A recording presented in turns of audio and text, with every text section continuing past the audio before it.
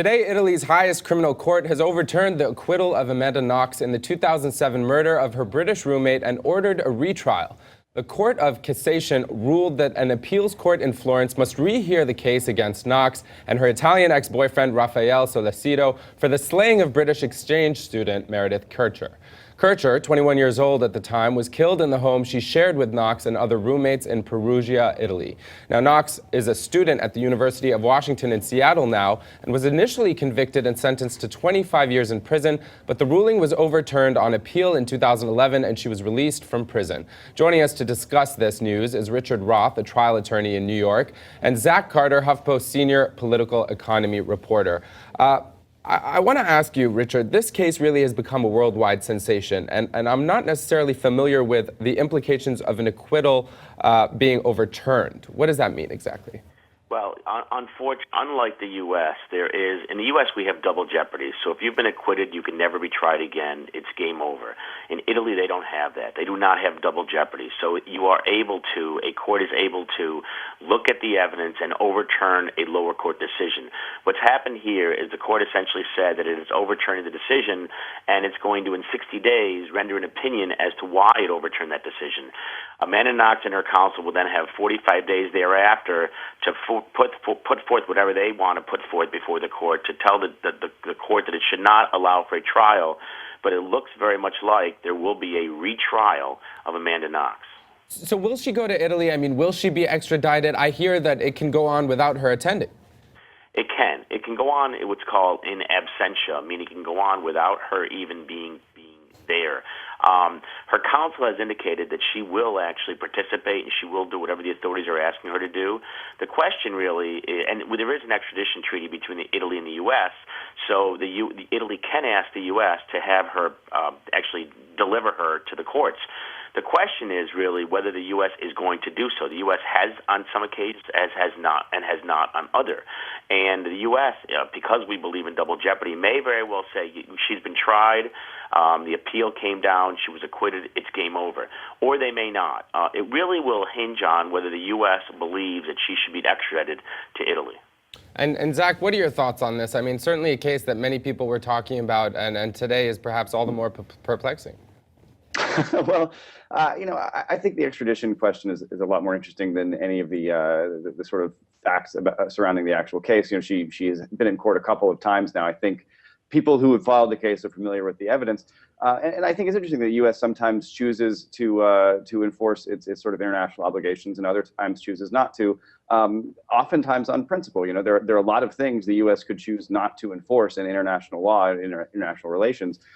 We don't always do. And I think it's kind of a thorny question whether or not, a person should be subjected to the legal norms of the country in which they were accused of an offense, if those legal norms conflict with those in the United States. I think that's actually a really, really difficult question for the government to answer, and one that has a lot of implications beyond murder trials. It could have implications for, how we conduct trade treaties and trade policy, things like that.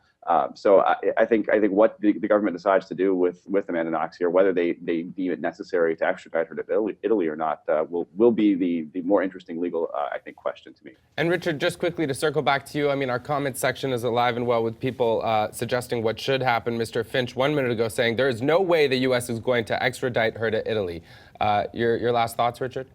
It's a tough call. It is a very tough call because on the one hand, the U.S. does want to acknowledge and adhere to the laws of Italy. It does have an extradition treaty with Italy, and it should respect it.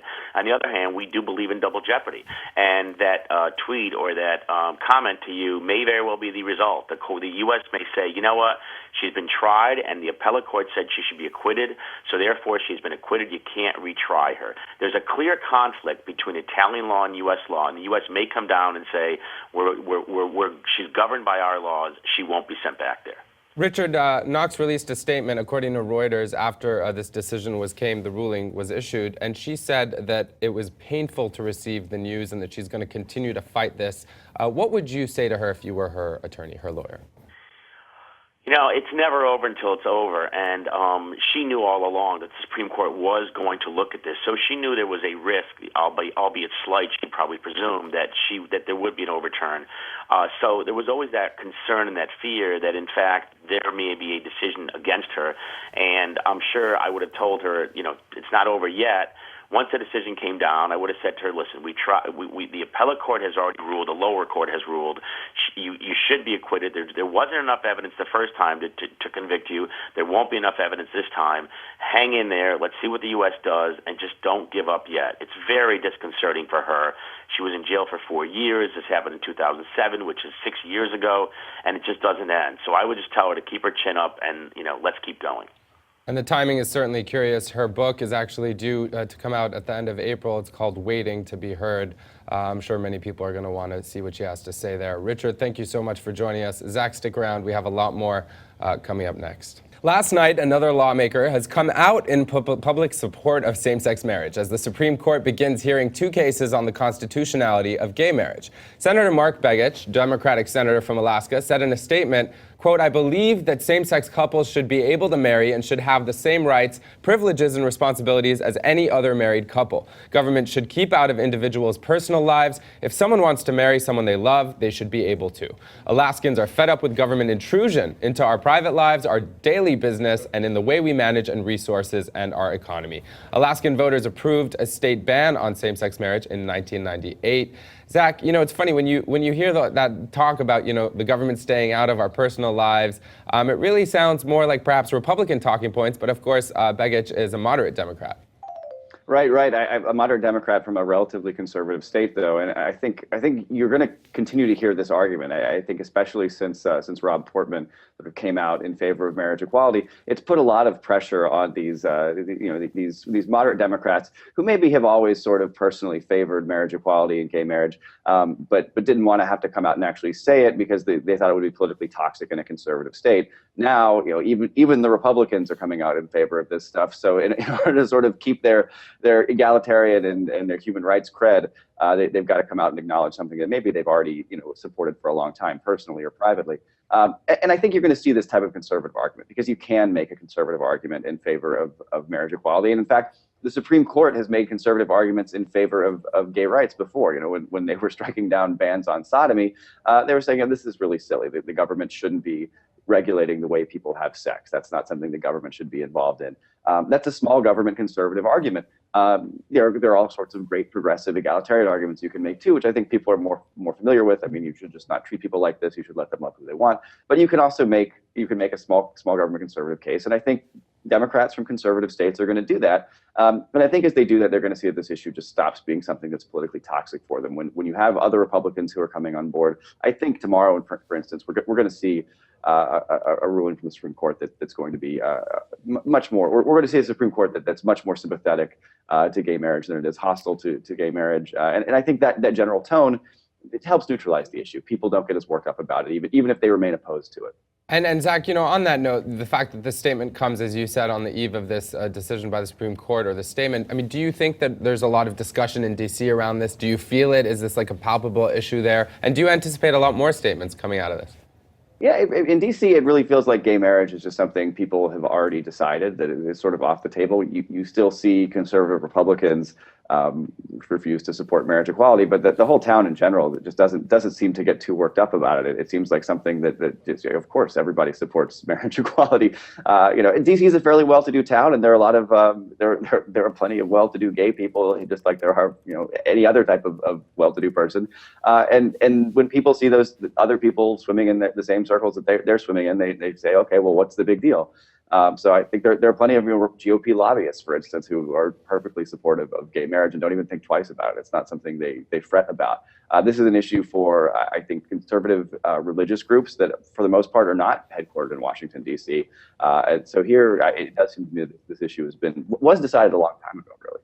Well, speaking about the disconnect between D.C. and perhaps the rest of America, the wealthiest Americans in the country have disproportionate influence over the nation's leaders. That wouldn't be such a big problem if they were more like you and me, but they tend to have political priorities more in line with those found on cable news networks than in American homes, according to a new study from professors at Vanderbilt and Northwestern universities. So what are those priorities exactly? Well, first and foremost, rich people care about the deficit. That stands in contrast to the rest of the country, where only 7% of which focused on the budget deficit, instead zeroing in on jobs and the economy, according to a 2011 CBS survey cited by the researchers. Now, Zach, what does this mean for getting anything done in Washington, these conflicting narratives?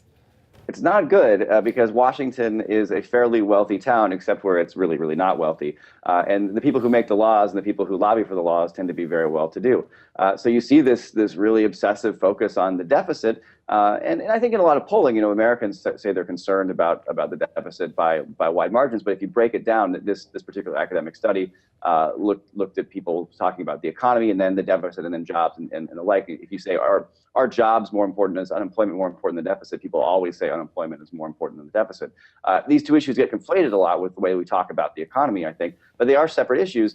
And the deficit's a great issue if you really don't like policies that tend to directly benefit the poor or the middle class, because you could just always say, well, we can't afford whatever that policy is. We have this deficit problem. And so we end up doing a lot of shadow boxing around whether or not you're going to have government policies that deal with the economy from the bottom up, and then hope that things pan out for the wealthy, or from the top down and hope that things pan out for the poor.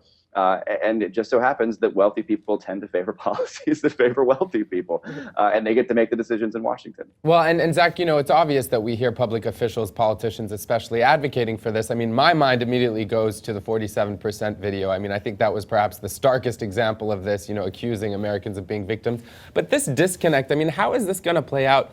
I know you're not a fortune teller, but in the next kind of 5 years, even 10 years, I mean, do you think this trend, I love it, the fingers, but do you think this trend is going to continue? It could really be troubling for us as a nation in terms of our long-term viability.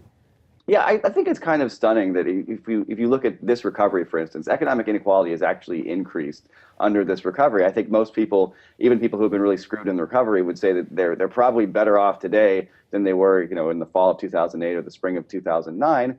But the gains that you're seeing, the way as the economy improves, the gains are all accruing to the wealthiest people in the country. So it doesn't seem like we've been able to fix the basic problem with the American economy, which does lead to other problems, right? I mean, one of the reasons you have asset bubbles develop, like we did in housing, say, is because resources are not distributed equally enough. And so rich people have nothing of value to invest in, so they invest in something that has no value and becomes a big bubble. That doesn't happen if rich people have less money and poor people have more money. You don't. There are more viable things for poor people to spend their money on, and you don't have these big epic crashes like we had in 2008. And I do think that this is something that we've sort of lost track of, at least inside the Beltway, and it doesn't seem to be showing any sign of really correcting. The Democratic Party still inside the Beltway still talks a lot about the deficit. And they talk about a smart way to solve the deficit, and it seems like there's no actual policy plan that can get off the ground here unless we start with a deficit neutral argument by saying, this isn't going to increase American debt or something. And that's not always important. Right now we can borrow at record low rates, so worrying about the debt doesn't make as much sense as it has at times in the past. Say even in the 80s and 90s when interest rates were 5 or 6 times what they are now.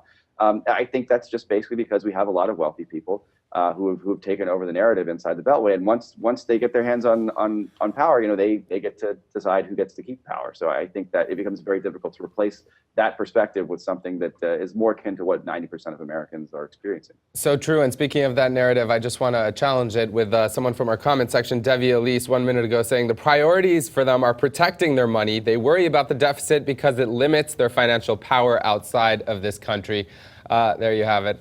Zach gave you a tilt of the head there. Zach, thanks so much for joining us.